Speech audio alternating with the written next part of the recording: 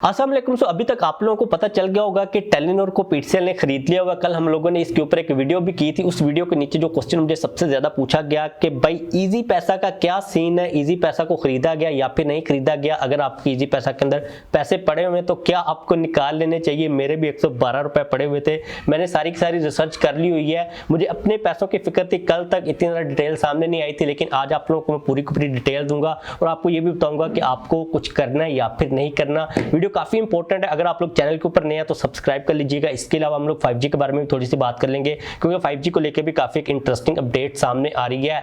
अब कल जो डील हुई थी ना, उसकी इतनी ज्यादा कोई खास चीजें सामने नहीं आ रही थी। अभी जो डिटेल है ना वो सारी सारी सामने आ चुकी हुई है। बेसिकली टेलीनॉर को 100% खरीद लिया हुआ है पीटीसीएल ने।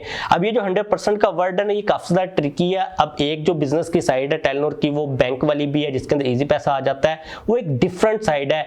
टेलीनॉर को जो 100% खरीदा ना पीटीसीएल ने, उसके अंदर टेलीनॉर का जितना भी टावर था, मोबाइल के रिलेटेड जो नेटवर्क था, उनके जो ऑफिस थे, फ्रेंचाइजीज थी, जो यूजर्स थे, अगर आप पहले टेलीनॉर के अंडर थे ना, अब आप पीटीसीएल के अंडर हो, तो इस साइड का जो बिजनेस था वो सारे के साथ जा चुका हुआ है पीटीसीएल के साथ। लेकिन अगर हम बात करते हैं इजी पैसा की, तो इजी पैसा की जो ब्रांच है ना टेलीनॉर की, वो थोड़ी सी डिफरेंट है। अभी रिसेंटली पाकिस्तान के अंदर जो एक आंट ग्रुप है, जो कि अली बाबा का ही ग्रुप है, वो और जो नॉर्वे की ओरिजिनल पेरेंट कंपनी टेलीनॉर की, वो दोनों मिलकर इजी पैसा का जो माइक्रो फाइनेंस बैंक उसको ओन करते हैं और उन लोगों ने उसकी ओनरशिप अपने पास ही रखी है। मतलब ये है कि जो नेटवर्क वाली साइड है वो सिर्फ पीटीसीएल ने बाय किया, जो बैंक वाली साइड है वो अभी भी टेलीनॉर के पास ही है, उसको टेलीनॉर वालों ने नहीं बेचा, जिसको चाइनीज और टेलीनॉर वाले, नॉर्वे शोरे वाले खुद ही मिलकर ओन कर रहे होते हैं। तो अभी तक के लिए जो इजी पैसा चल रहा है वो प्रॉपरली उसी तरह चल रहा है, आप लोगों को टेंशन लेने की जरूरत नहीं है। अभी स्टिल वो खुद ही ऑपरेट करेंगे।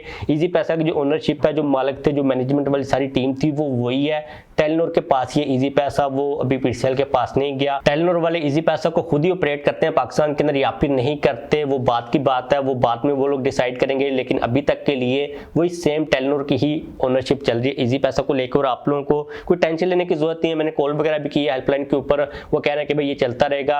अगर कोई इस किस्म की डील होती है तो जाहिर सी बात है कि जिस तरह पूरे का पूरा नेटवर्क स्विच हुआ, उसी तरह पूरे का पूरा इजी पैसा भी सेल किया जाएगा, अगर किया जाता है फ्यूचर के अंदर। लेकिन अभी तक के लिए टेलीनॉर के पास ही है। यहाँ पर अगर हम लोग थोड़ी सी 5G की बात कर लेते हैं, तो भाई 5G के बारे में काफी ज्यादा छोटी छोटी अपडेट्स आ रही हैं। जो सबसे बड़ी अपडेट आई है वो ये कि नेक्स्ट ईयर के अंदर पाकिस्तान के अंदर 5G को लॉन्च कर दिया जाएगा और जो 300 मेगाहर्ट्ज के 5G के स्पेक्ट्रम्स हैं, जो बैंड्स हैं, उनको इनिशियली तौर पर लॉन्च किया जाएगा। अब यहाँ पर आप लोगों को 300 मेगाहर्ट्ज के स्पेक्ट्रम बैंड को समझने की जरूरत नहीं है। इसका मतलब ये है कि 5G के डिफरेंट स्पेक्ट्रम्स होते हैं, 300, 600 वगैरह, 900 वगैरह, इस किस्म के जितने ज्यादा किसी भी कंट्री के अंदर स्पेक्ट्रम्स होते हैं, उतना ज्यादा 5G का नेटवर्क स्ट्रॉन्ग होता है। इनिशियली तौर पर अगर एक स्पेक्ट्रम की ऑक्शन की जाती है, इसका मतलब यह है कि पाकिस्तान के कुछ बड़ी सिटीज के कुछ स्पेसिफिक इलाकों के अंदर ही 5G आएगा। जैसे पाकिस्तान के अंदर अभी 4G ठीक से नहीं चल रहा, तो 5G की उम्मीद आप मतलब कम ही रखिएगा।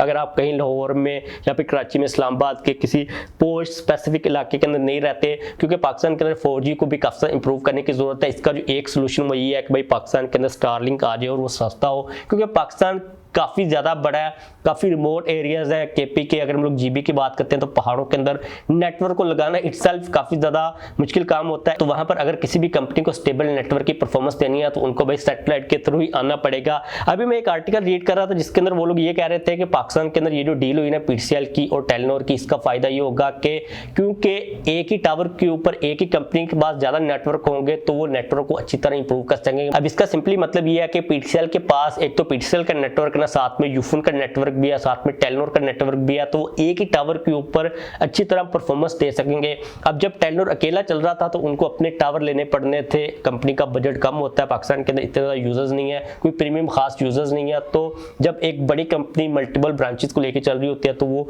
परफॉर्मेंस को अच्छी तरह लेके चल सकते हैं, नेटवर्क को ज्यादा अच्छे तरीके के साथ लेके आगे स्ट्रॉन्ग बना सकते हैं, क्योंकि उनके पास ज्यादा नंबर ऑफ यूजर्स बन जाते हैं। अब क्योंकि जितने भी टेलीनॉर के यूजर्स थे वो पीटीसीएल के पास जा चुके हैं, यूफोन के यूजर्स भी उनके पास है, तो उनके पास ज्यादा बड़ा एक नेटवर्क बन चुका है, इसलिए वो ज्यादा इन्वेस्टमेंट भी कर सकते हैं। तो ये पॉजिटिव साइड थोड़ी सी समझ भी आती है, लेकिन इसकी जो नेगेटिव साइड उसको भी समझना पड़ेगा कि भाई कंपटीशन जो है ना वो खत्म हो जाएगा, इतना कंपटीशन रहेगा नहीं। तो जो कंपनीज अपनी मोनोपोली के साथ रेट्स को लेकर चल रही होंगी, तो ये पूरा सीन चल रहा है। लेट्स सी कि इंप्रूवमेंट आती है या फिर नहीं आती। इस वीडियो को खत्म करते हैं। अगर आप लोगों का किसी किस्म का कोई क्वेश्चन हो तो लाजमी तो पूछ लीजिएगा। जानने से पहले वीडियो को लाइक कर दीजिएगा और चैनल को भी सब्सक्राइब कर लीजिएगा।